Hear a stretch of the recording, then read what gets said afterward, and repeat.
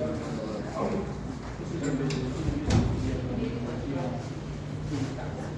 ver, cuando hablamos de las hormonas sexuales femeninas y masculinas, se activa lo que ya hemos hablado en el primer grupo hormonal, que es el eje hipotálamo-hipofisiario. Ayer hemos hablado de lo que son las hormonas masculinas. ¿En qué lugares se secretan las hormonas masculinas? Tienen dos lugares, ¿no? Tienen la glándula suprarrenal. Esta está en hombres y está en mujeres. Y después viene lo que hace el testículo. Esto obviamente es de hombre únicamente. Aquí están los andrógenos, que está aquí lo que es la DEA, la dehidrotestosterona, y aquí está la testosterona. ¿Sí? Esos son los dos sitios. Entonces aquí hombre-mujer y aquí únicamente el varón. Pero para que esto se active, aquí arriba ocurre algo previo. Aparece el hipotálamo y esto luego va a la hipófisis. ¿Qué es lo que libera el hipotálamo? ¿Verdad? Esto va a liberar la hormona liberadora de gonadotropina, que la abreviación es así. Se lo voy a escribir, ¿ya? Porque están mirando. Hormona liberadora.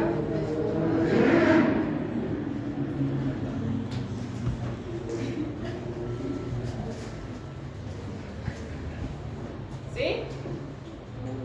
Esto baja a la hipófisis. ¿A qué lugar de la hipófisis? ¿A la adenohipófisis o a la neurohipófisis? A la adenohipófisis.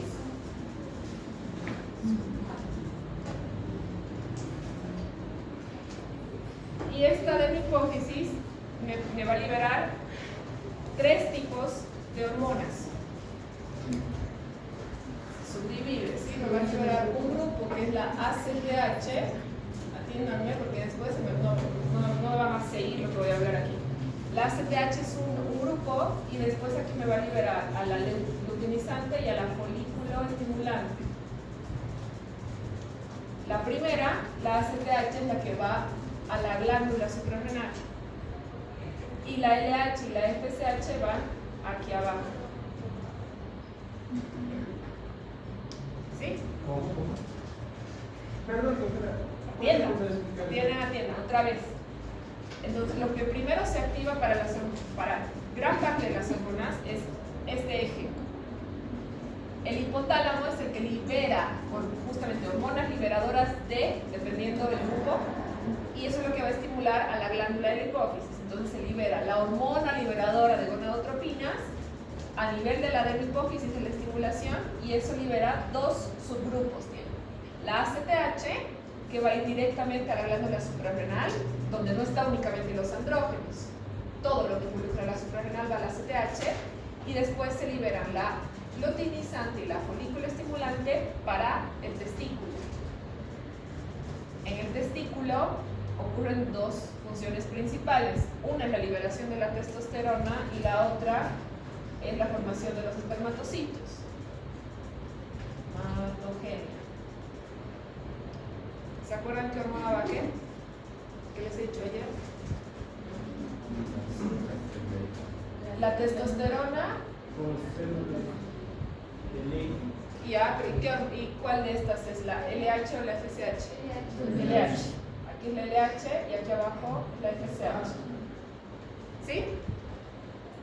Ya, entonces esto es lo que ocurre en cuanto a lo que les he hablado ayer. Ahora vamos a hablar de las hormonas femeninas. ¿Dónde se van a producir las hormonas femeninas? ¿En qué sitio? En los ovarios. ¿El varón tiene ovarios? No. ¿Dónde creen que se produce entonces? Tiene que haber producción de estrógenos y progesterona en el varón igual. En menor cantidad, pero tiene que estar presente. Entonces, si no hay ovarios en el varón, que es el sitio, porque la mujer no tiene así dos lugares, como estamos hablando lo del varón, solo están los ovarios. ¿Dónde creen que el varón tiene la producción de estrógenos, sobre todo?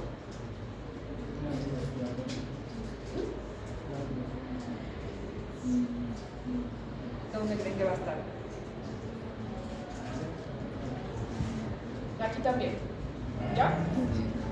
Entonces, en mucha menor medida hay aquí también producción de estrógenos, pero muy poquito. La mujer tiene esto para la producción de la testosterona y después estas mismas, este mismo camino, estas también van a ir al ovario de la mujer. Es el mismo eje, la misma estimulación, solo que ahora van a ver que hay muchas más variaciones cuando les hable de hormonas femeninas. Ayer hemos hablado de que el varón tiene mucha más estabilidad para sus hormonas, es una producción más continua, cíclica, que en algún momento se puede aumentar o puede variar, pero por lo general el varón es más estable. En la mujer no va a pasar eso porque tenemos diferente forma de activar las hormonas, es algo que no se controla porque aparece esa secreción hormonal en aumento cuando empieza la menarca. No hay tanto control en ese aspecto y también tienen un tiempo limitado cuando empieza la menopausia. Y va a variar igual si hay embarazo o no. Entonces la secreción de las hormonas femeninas, que son estrógeno y progesterona, va a variar muchísimo y en algunas partes o en algunos momentos del ciclo estarán más altos los estrógenos, en otros más bajas la progesterona y en el embarazo va a ser lo opuesto a lo que les voy a explicar en este tema. ¿Bien?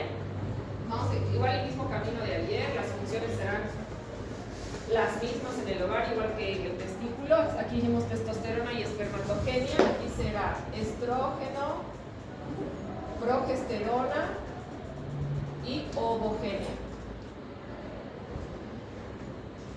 Sí, lo mismo que en el testículo. La anatomía está todo lo que es vagina, útero, las trompas y los ovarios. Ayer les he explicado, hemos visto igual un poco de las modificaciones que va a haber en el epitelio del útero, porque en el proceso del ciclo menstrual y lo que ocurre en relación a la ovogenia, un solo óvulo es el que va a llegar a la maduración. Pero como se supone que el objetivo de ese único ovario es llegar a fecundarse, todos los meses, además de haber la ovogenia, el útero empieza a tener transformaciones o modificaciones en su epitelio para albergar a un posible óvulo fecundado y poder estar capacitado para el embarazo.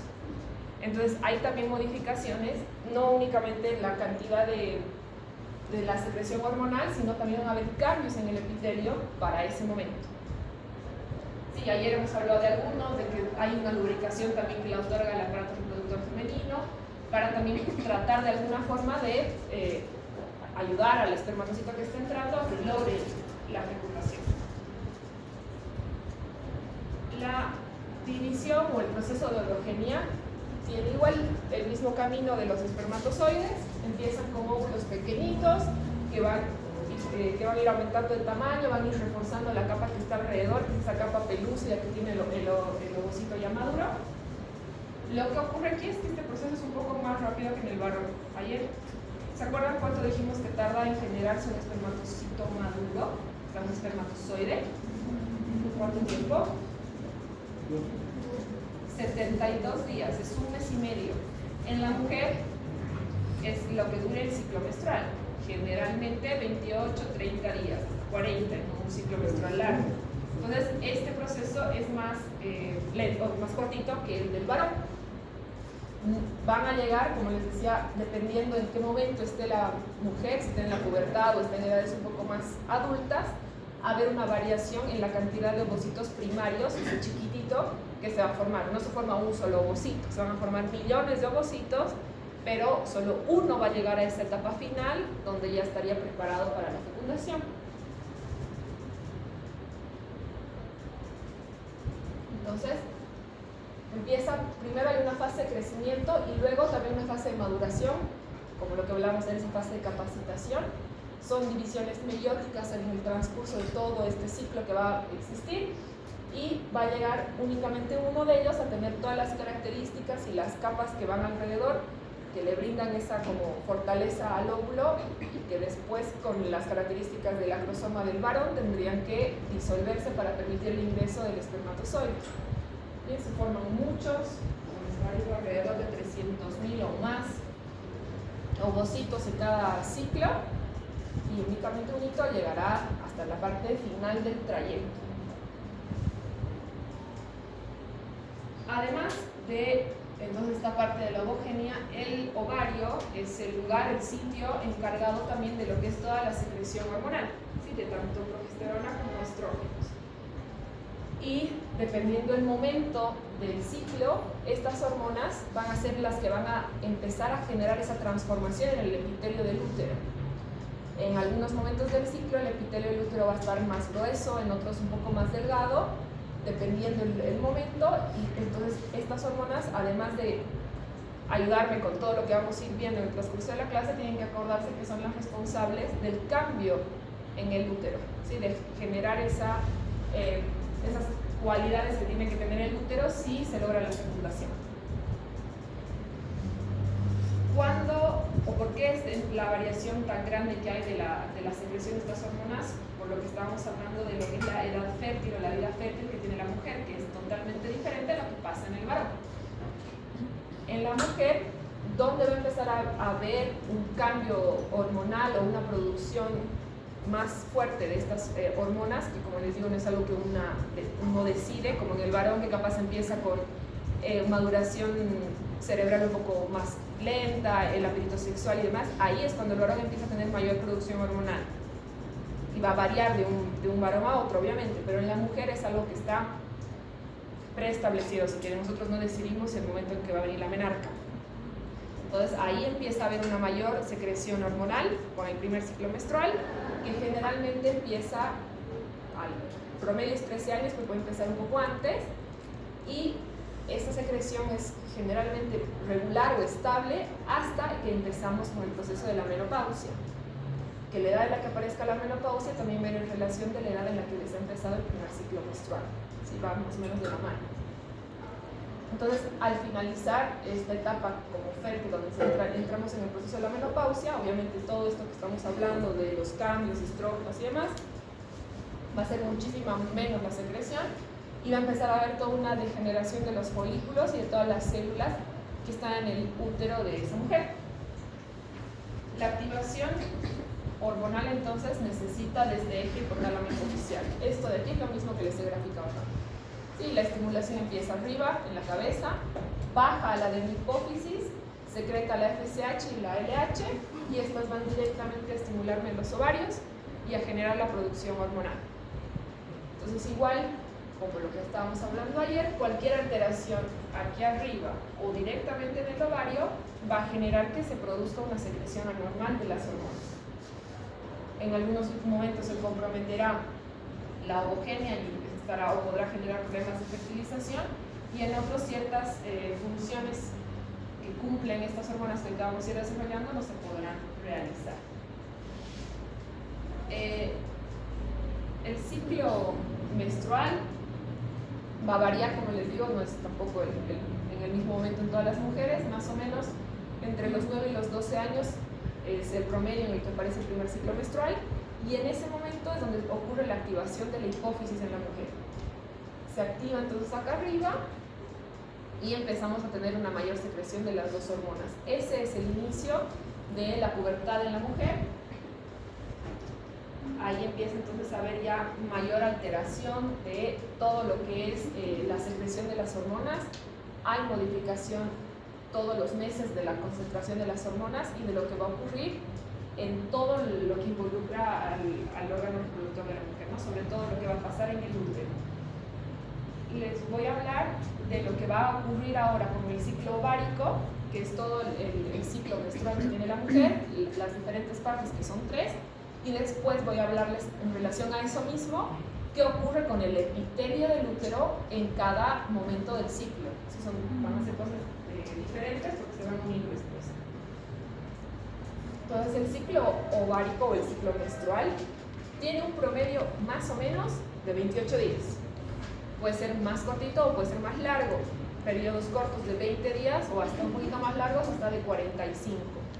En este periodo, lo que se va a lograr es que uno de los ovarios llegue al proceso de finalización y de maduración, y aquí va a adecuarse el endometrio por una probable implantación de ese óvulo, ¿no? Una probable fecundación. Son 3 fases. Fase folicular, que son las primeras 2 semanas del ciclo, que aquí van a ver que va a haber cierta hormona que va a estar más abundante. El día 14 o a la mitad del ciclo es la parte de la ovulación. Y la fase lútea, que es la parte final del ciclo, las últimas 2 semanas, aquí empieza a haber una degeneración de este óvulo y empieza a atrofiarse toda la célula, y ahí se va a producir la parte final como el sangrado. ¿Está bien?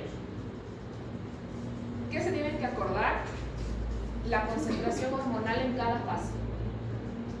¿Cuáles de estas hormonas van a empezar a subir, a bajar, y en base a qué función realizan? Y para que se acuerden lo que va a pasar en el embarazo, lo único que tienen que hacer es volcarlo, es lo opuesto. Entonces, la primera fase, que es esta fase folicular, en la fase folicular hay aumento de la cantidad de estrógenos y también hay aumento de la folícula estimulante.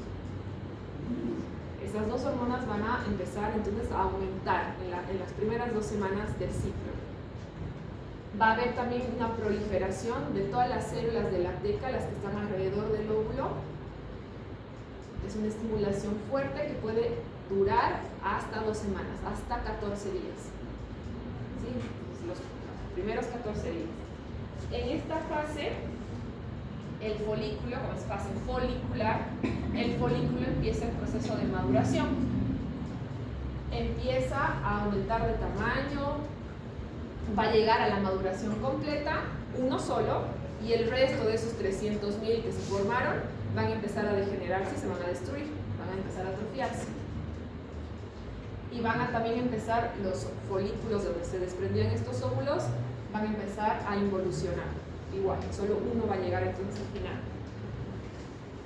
Ahora, después de que ha ocurrido esto y ese único ovario ya está maduro, continúa el proceso y llega al día 14 o a la mitad del ciclo, y ese es el momento de la ovulación. Este se va a producir entonces 14 días después de haber empezado el ciclo. Aquí la luteinizante es la que va a empezar a generar que haya un crecimiento del folículo, y va a empezar a haber ovulación desde el día 14 hasta 2 días después, donde hay una mayor cantidad de secreción de la folículo estimulante. Y aquí también va a empezar a haber ya cierta conversión o modificación de las células, y va a empezarse a secretar progesterona. En la primera fase, estrógenos, la fase folicular, estrógenos, y empieza a aparecer estrógenos y la folícula estimulante, ¿sí? Porque es fase folicular, folícula estimulante y estrógenos. Madura el ovocito, llegamos a esta última fase, aquí ya aparece la progesterona y también me va a aparecer la luteinizante.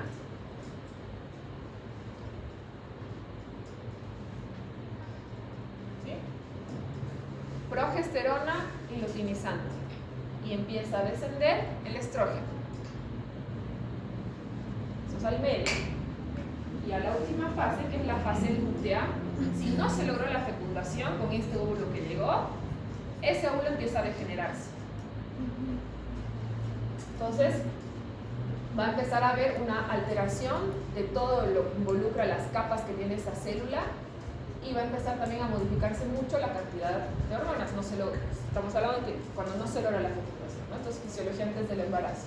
Entonces aquí se van a empezar a producir también o aparecer otro tipo de hormonas, estimulación de mi glándula suprarrenal, y empieza a aparecer en la mujer, o se empieza a producir testosterona.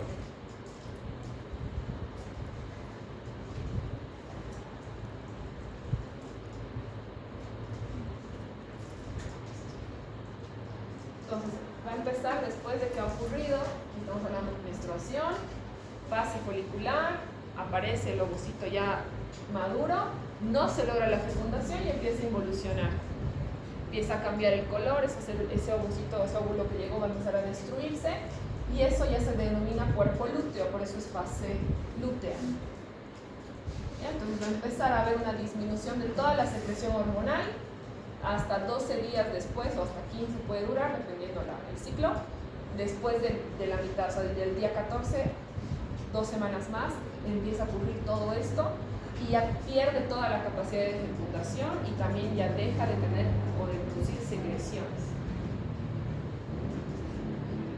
En la fase lútea, entonces, pasaría que va a haber una disminución, dependiendo en qué momento esté. Cuando empieza a formarse el cuerpo lúteo, cuando empieza a involucionar ese óvulo, va a haber todavía altas concentraciones de la hormona. Cuando ese cuerpo lúteo ya empiece a degenerarse, ahí va a bajar muchísimo la cantidad de estrógeno y progesterona que va a haber y después nuevamente va a empezar el ciclo, otra vez se van a estimular la FSH y la LH y va a empezar a crecer nuevamente el folículo. ¿Se entiende? Está de acuerdo igual al nombre, no sé si es fase folicular, folículo estimulante.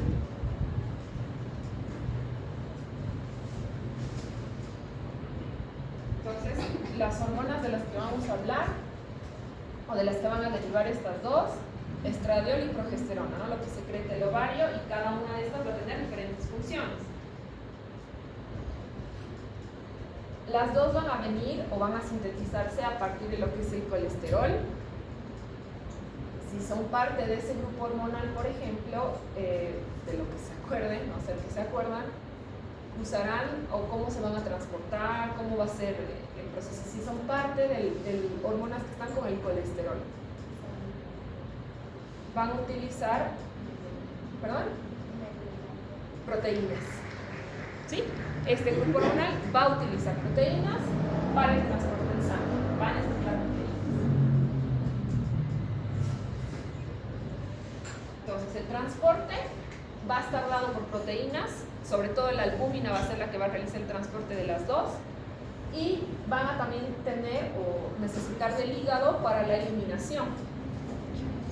Vamos a empezar a ver que se elimina una parte a nivel hepático, la mayor parte va a eliminarse, o una gran parte va a eliminarse con la orina. Entonces el hígado y los riñones van a ser los que van a filtrar, como la gran mayoría de las hormonas, lo que se va a producir en ese momento. Aquí estamos hablando de algo antes del embarazo, ¿no? O sea, aquí sí hay este sistema de retroalimentación negativo del que venimos hablando desde el principio de los temas. Cuando empieza a haber entonces secreción de una hormona más que otra, se activa este sistema de retroalimentación negativo y lo normaliza. Cuando pasemos al siguiente tema y les hable del embarazo, ahí sí tienen que acordarse que es el único momento en el que la retroalimentación se vuelve positiva, para tratar de mantener o evitar contracciones, por ejemplo, el primer trimestre del embarazo, y evitar abortos, para empezar con la producción de la leche o trabajo de parto con las contracciones. En esos momentos hay sistemas de retroalimentación positivos, son los únicos momentos en los que va a haber una estimulación a favor de aumentar la concentración hormonal. Después es lo opuesto. Entonces, las funciones que van a tener las hormonas: primero, el estrógeno va a aumentar la resistencia del epitelio vaginal, va a ayudar también a la proliferación de las células de todo el endometrio, sobre todo si el óvulo llegara a fecundarse. Hace que aumente entonces también el número de células que van a estar alrededor de todo lo que es la trompa de Falopio. Va a ayudar al desarrollo del estroma mamario, va a estimular el crecimiento óseo, va a aumentar o ayudar a que se aumenten depósitos de proteínas, va a provocar la retención del sodio y va también a modificar lo que se elimine a nivel renal, y me va a aumentar el metabolismo de las grasas, de cómo se acomodan los depósitos de grasa en el cuerpo. Y la progesterona va a ayudarme, o va a tener más relación con la parte de la secreción en el endometrio, va a reducir la frecuencia de las contracciones uterinas. Entonces, esto, por ejemplo, si se acuerdan de esto, va a estar fácil que si yo les pregunto ¿cómo será la concentración en los primeros meses de embarazo de la progesterona? ¿Alta o baja? si me reduce la frecuencia de las contracciones uterinas. Al principio del embarazo, alta, me va a evitar la expulsión del óvulo, se me va a evitar el aborto. Y si les digo, y al último trimestre del embarazo, ¿cómo será la concentración de progesterona al final de mi embarazo? Bajo, porque yo necesito que empiece el trabajo de parto y necesito que hayan contracciones. Bien, después también va a ayudar, igual que el anterior, a ayudarme a revestir más lo que es las trompas de falopio, igual para que los espermatozoides lleguen hasta el final. Va a modificarme toda, o me va a ayudar a la producción de la leche a nivel de los lobulillos en las mamas, y también me va a incrementar el tamaño de las mamas. Lo anterior entonces el ciclo ovárico, y ya saben más o menos las funciones que va a tener, que tienen estas dos hormonas. Entonces también va a estar en relación a las funciones que les estoy diciendo, cómo va a ser la concentración en la parte endometrial, o sea, cómo va a ser el ciclo endometrial, que es diferente al ciclo menstrual. En el ciclo endometrial, igual pensando que son 28 días, solo hay dos fases. La primera mitad, que es la fase proliferativa, aquí va a abundar estrógenos. Y la otra mitad, que es la fase secretora, aquí voy a tener progesterona. En el embarazo esto va a ser al revés. ¿Hasta aquí están? ¿Me siguen? Y entonces, si es fase proliferativa, voy a empezar a generar que haya un crecimiento de las células que están ahí a nivel de los ovarios, las células que están en el estroma, las células epiteliales, con una proliferación rápida, ¿sí? Proliferativa. Y aquí también van a empezar a secretarse moco, que eso va a empezar ya a guiar al espermatozoide, y es el paso previo a la segunda fase del ciclo endometrial, que ya será la fase secretora. En esta fase secretora ya se ha producido la ovulación, estamos hablando del día 15 para adelante. Entonces aquí ya empezamos a tener cantidades más abundantes de progesterona y el estrógeno empieza a descender. Y aquí ya no necesito yo producir células, ya están, ya se logró la ovulación. Entonces aquí lo que necesito es que mi endometrio empiece a secretarme más cantidad de nutrientes para lograr, digamos, este proceso de involución de ese óvulo y que como que se limpie todo el útero para empezar nuevamente el ciclo. ¿Sí?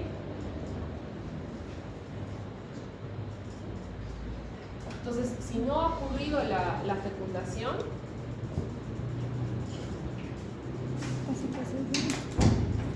dos días después de que se produce, antes de que empiece el ciclo menstrual, va a empezar otra vez todo el proceso, ¿no? La involución del cuerpo lúteo, la degeneración de ese óvulo que logró llegar al final, y también va a haber una modificación de toda la parte de los vasos sanguíneos. Se tiene que nuevamente volver al calibre anterior, nuevamente generar toda la estimulación nerviosa y demás. Entonces aquí empezamos a tener espasmos, y también es parte de por qué durante los ciclos menstruales también hay dolor o molestias.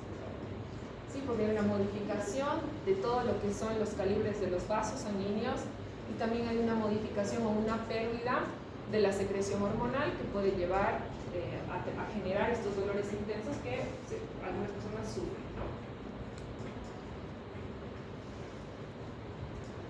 Durante los primeros años de la vida fértil de la mujer, la estimulación de estas hormonas, la estimulación del hipotálamo, también va a ser mucho más fuerte y habrá mucha mayor cantidad de producción hormonal. Los óvulos que lleguen a la finalización de su maduración también estarán más aptos o más capacitados, y ese momento generalmente son los 5 a 6 años posteriores a la menarca. A medida que vamos entonces también creciendo o cumpliendo años, las probabilidades o los problemas que pueden aparecer con la maduración de los ovarios o la cantidad de hormonas que se producen también van a ir descendiendo. Y generalmente entre los 40 y 50 años empezaría el proceso de menopausia. No va a haber aquí ciclo menstrual, no se van a producir óvulos, Esto les decía que igual depende del momento en el que hayan tenido la menarca. Si la menarca vino muy chicos, a 9, 10 años, probablemente la menopausia también aparezca un poco más rápido, 40, 42 años. Si la menarca vino un poco después, también puede tener un poquito más de vida esas hormonas en esa mujer. Va a depender de cuándo fue el primer ciclo menstrual. Y aquí entonces cuando ya no hay esta regulación hormonal, cuando las células no es que la cabeza está dañada, ¿no? Es que si no, las células de mi ovario se empezaron a atrofiar, los folículos de ahí adentro ya no están maduros, o sea, aptos porque ya envejecieron, pero esto va a continuar la secreción, va a seguir.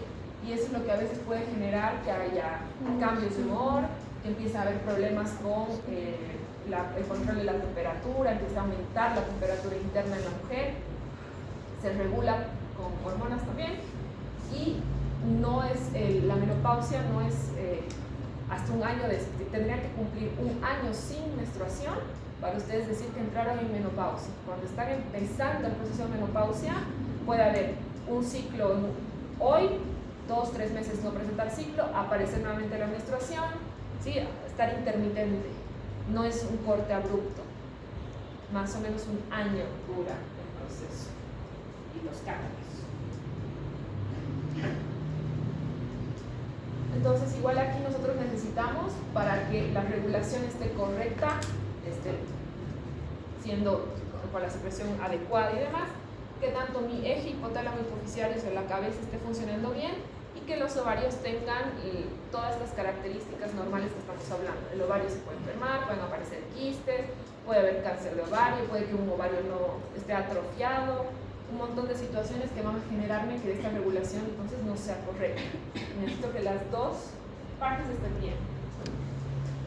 Después aparece este eje que es lo mismo, el mismo camino, y aquí sí va a empezar a ver de diferente esta parte, ¿no? Que es que en determinados momentos puede activarse un sistema de retroalimentación positivo, dependiendo la fase en la que yo esté, o si se produzca o no la fecundación. Esto empezará a hacer en pro de que esta hormona aumente su concentración para ayudarme a cumplir las funciones que estamos viendo ahora.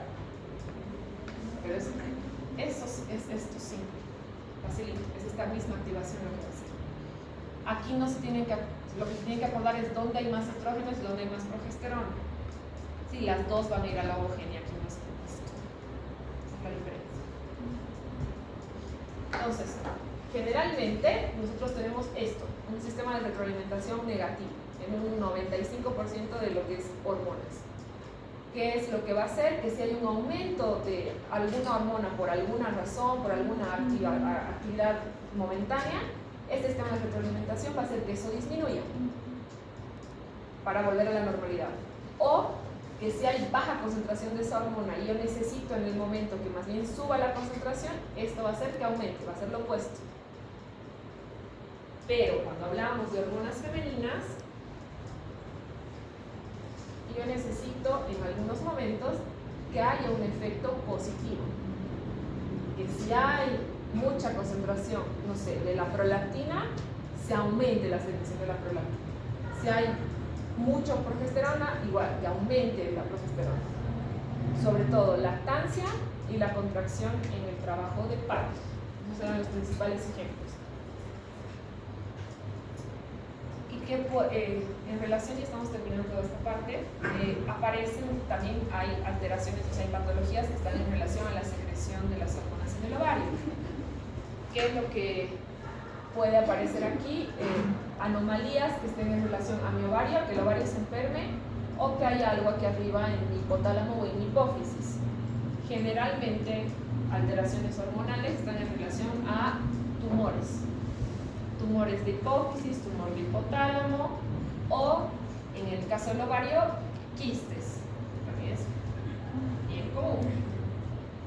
Eso genera lo que se conoce como hipogonadismo, que me generará un hipogonadismo, o sea, una atrofia de mi ovario, o que mi eje secrete poquito estrógeno y progesterona. ¿Qué va a pasar? ¿Qué voy a generar? ¿Qué problemas tendrá la mujer?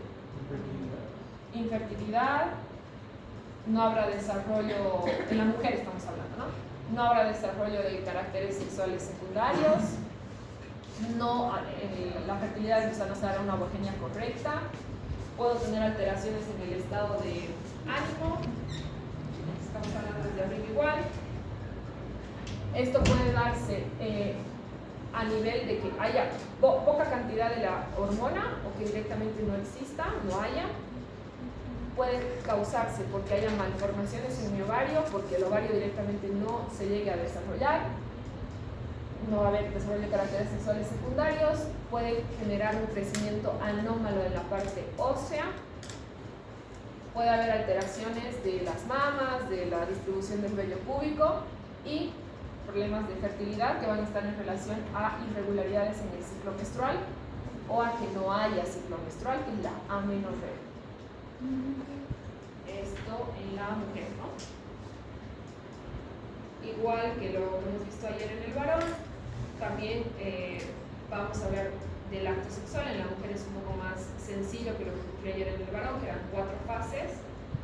En la mujer es más corto. Primero va a estar la parte de la estimulación. Como les estaba diciendo, esto es más corto en la mujer, porque la mujer, como nosotros, lo que les decía, que no controlamos nosotros en qué momento aparece la menarca, en qué momento empieza el ciclo menstrual, no lo sabemos. Entonces puede ser que empiece en edades muy pequeñas, una niña de 9 años, 10 años. En cambio el varón, para fomentar este desarrollo o esta estimulación hormonal, tiene la maduración cerebral que lo acompaña en la gran mayoría de los casos. Gran mayoría de los casos. Entonces es diferente, ¿sí? Es diferente lo que va a ser, el tipo de estímulo que el varón necesita para generar lo que hemos hablado ayer, que se active el sistema nervioso parasimpático, que se active el simpático, que después también se active el sistema nervioso central. En la mujer es diferente, por esto que estamos hablando, ¿sí? Es una secreción hormonal que no controlamos, que no depende tanto de nosotros. Entonces aquí va a haber, va a estar en relación a lo que es el deseo sexual en la mujer también, sí, que hay un aumento de lo que son la secreción hormonal, para que se llegue a tener una secreción suficiente para generar o permitirme que la ovulación también aparezca.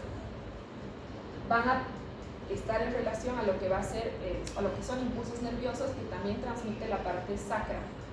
Igual es la parte parasimpática que se va a activar aquí y la parte del sistema nervioso central con el nervio prudente, que es el que va a inervar a toda la parte de los caracteres sexuales externos que va a tener la mujer. Y obviamente también tiene que activarse el cerebro, ¿no?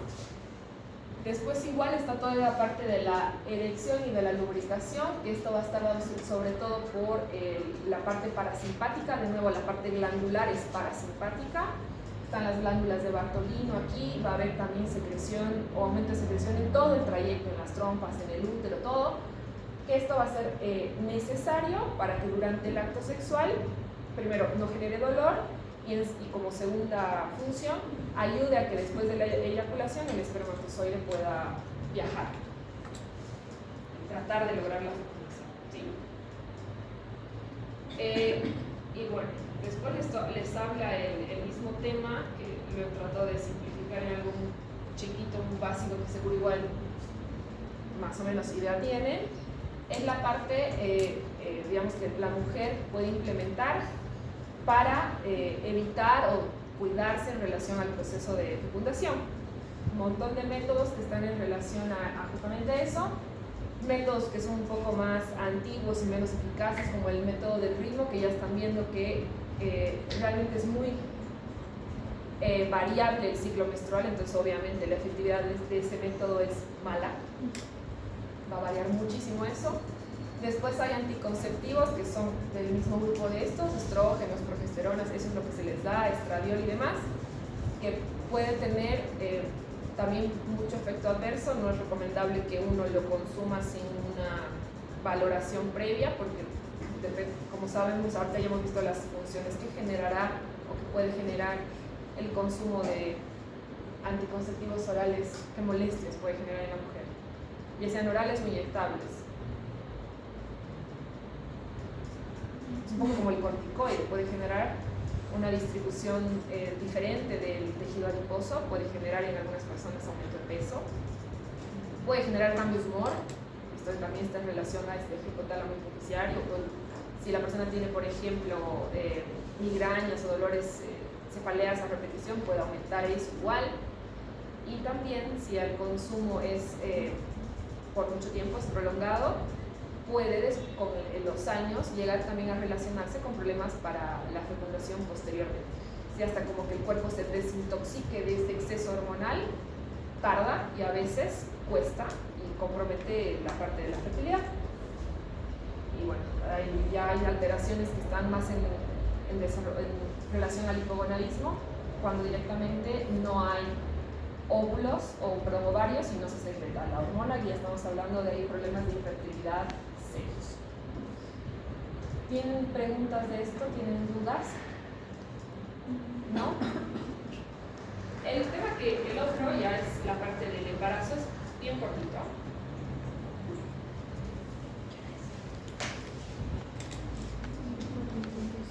Que aquí hay un par de hormonas que las hemos hablado un poco por encima en la parte de la hipófisis.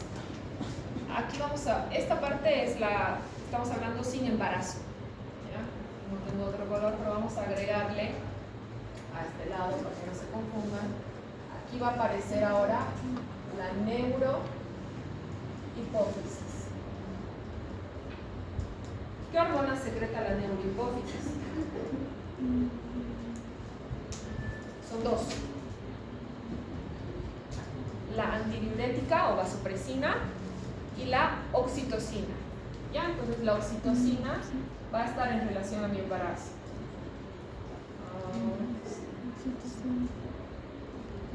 Sí, estoy hablando aquí, esto es embarazo.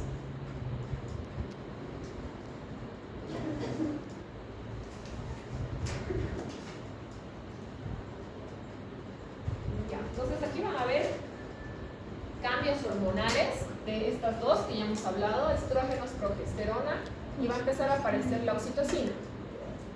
¿Se acuerdan en qué estaba para qué aparecerá la oxitocina?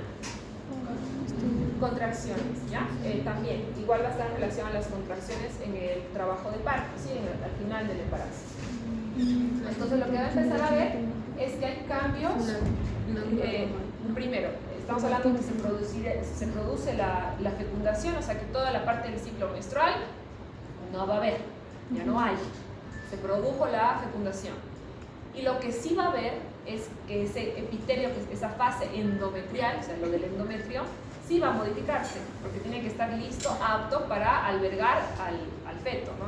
al bebé. Entonces, eso es lo que va a hacer que la concentración hormonal me cambie, se va a modificar, hacer lo opuesto, para tratar de llegar al final de ese embarazo. Entonces, va a haber esa variación hormonal. La progesterona va a empezar en los primeros trimestres, 2 trimestres del embarazo, a aumentar mucho su concentración, porque esta es la que está en relación a las contracciones. Entonces necesitamos que esos primeros 2 meses se implante bien la parte de la fecundación. Entonces ahí se empieza a aumentar la cantidad de esta hormona para evitar justamente eso. Y los estrógenos también van a empezar a tener un cambio, van a empezar a incrementar en los primeros trimestres igual, para modificarme las uniones celulares en el endometrio y brindarle mucha más estabilidad, mucha más seguridad a ese útero, ¿no? Entonces ya a partir de lo que sería el 7º mes, o sea, entrando al 3er trimestre del embarazo, eso va a ir modificándose. Ahí ya estamos hablando de que casi estamos finalizando el embarazo y que ya estaría el niño listo para el nacimiento o casi listo. Entonces ahí empieza gradualmente a disminuir la progesterona, para que luego, cuando empiece a secretarse la oxitocina, pueda responder correctamente el útero y empiece el trabajo de parto y empiecen las contracciones. Entonces, como hay este aumento, sobre todo en esos 2 primeros trimestres, de todo lo que es la concentración hormonal, sobre todo de estas dos, hay un montón de cambios en relación, por eso aparecen varios síntomas. Atiendan ahí atrás, no jueguen. En los 2 primeros trimestres de embarazo, entonces, donde empieza a haber aumento de estrógenos y de progesterona, eso es lo que genera los síntomas en la mujer. Las náuseas, las modificaciones que pueden haber en la piel grasa, acné, también cambios de humor y después también todo lo que es el aumento de peso. Este último, el aumento de peso, no tanto en los primeros 2 trimestres, sino va a ocurrir más bien al final, cuando ya empieza a activarse prolactinas, oxitocinas y demás, el aumento de peso va a empezar a ser mucho más fuerte en el último trimestre de embarazo. Todo lo anterior está en relación a la primera etapa del embarazo. Entonces, la hormona que les estoy agregando, porque las otras van a ser las mismas funciones, solo se van a invertir la concentración nada más. La única, o las 2 que les voy a agregar, es la oxitocina y vamos a hablar también de la prolactina. ¿La prolactina dónde se secreta?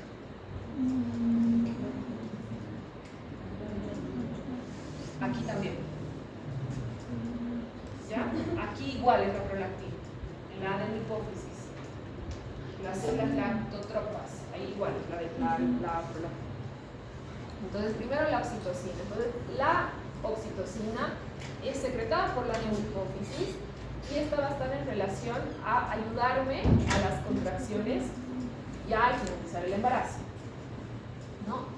Empieza, o es la hormona facilitadora en el trabajo de parto, y también tiene una participación en el alvéolo mamario. La oxitocina también le va a ayudar a la expulsión de la leche, no a la producción. La producción es la prolactina, pero que va a dar la fuerza de eyección de la glándula es la oxitocina.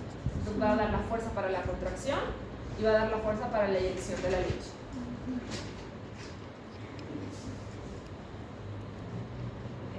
¿Qué va a hacer o qué cambios va a generar la oxitocina? Me va a modificar o va a estar en relación a la distensión muscular, y me va también me puede generar igual, dependiendo cuán fuerte se haya secretado o qué ha pasado también en el desarrollo del embarazo, puede estar en relación a procesos de irritación, sobre todo cuando aparecen o se presenta la ruptura prematura de membranas. Aquí puede ocasionar que también empiece el trabajo de parto un poco antes del tiempo. ¿Sí? Aquí entonces, esta es la primera hormona que tendrá un sistema de retroalimentación positivo.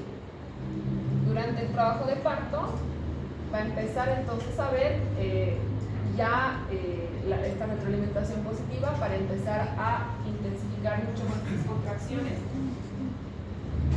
Van a empezar primero suaves y después se van a empezar a hacer cada vez más continuas para llegar al proceso ya expulsivo. Y en ocasiones van a haber también, obviamente estas contracciones van a empezar a generar dolor, que van a ver que activará otro tipo de reacciones en la mujer, y van a generar también reflejos a nivel cerebral por el dolor intenso que se va a generar, y va a activar todo lo que es, además de las hormonas, me va a modificar toda la musculatura del abdomen, me va a modificar también la reacción que tenga la médula espinal, todo en pro de ayudar al trabajo de parto. ¿Sí? Va a disminuir mucho la tonicidad, el tono muscular para lograr el trabajo de parto. Y la última ya hormona que entra aquí, a lo que vamos a hablar, es de la prolactina y lo que va a hacer con el desarrollo de la leche, ¿no? La producción de la leche. El desarrollo mamario igual está en relación, o el crecimiento de la glándula mamaria, al inicio de la menarca, va más o menos a la par. Uno de los estrógenos y la progesterona me van a ayudar a que esto ocurra. Esto va a empezar más o menos a la par de la menarca, no en la pubertad. Entonces, el que va a estimularme sobre todo el crecimiento de la glándula mamaria son los estrógenos. Esto va a ayudar también a que ya dentro de la glándula mamaria todos los conductos vayan madurando y se vayan formando de forma correcta.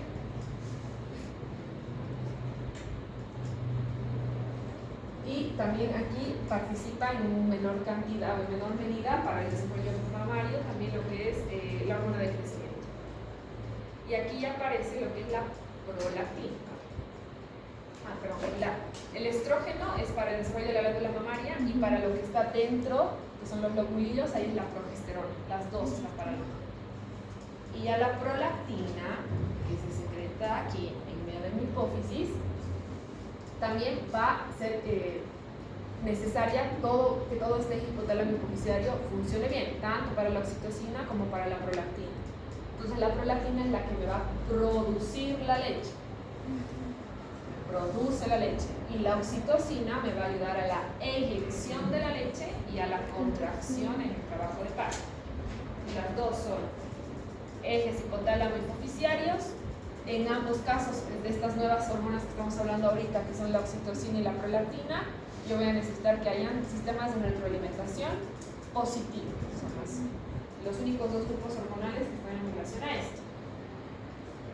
Y bueno, lo que les decía, la prolactina está en relación, ¿no?, a la eyección, a facilitar la expulsión de la leche, la absorción de la leche. La expulsión en la parte de la lactancia.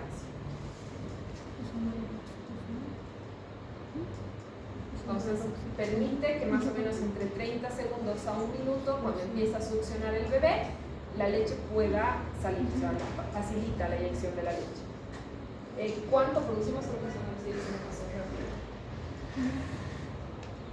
Más o menos ya en la quinta semana del embarazo empieza de forma ascendente y progresiva a aumentar la secreción de la prolactina.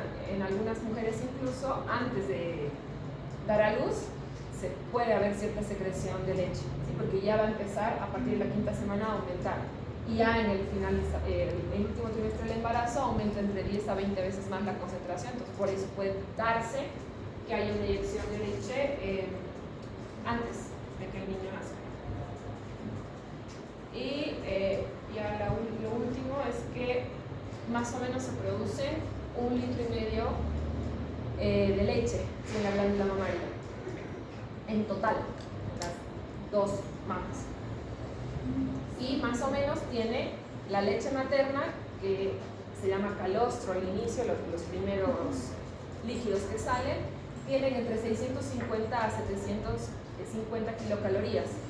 Y además de eso, ¿por qué es importante esto? Sobre todo estos primeros días o primeros meses incluso, la lactancia materna, por lo que se transmite con la leche, ¿sí? No únicamente se va a brindarle el alimento al niño y la parte de la hidratación, sino que en la leche materna la madre va a pasarle todos los anticuerpos que tenga y lo va a proteger, le va a dar más inmunidad, lo va a fortalecer.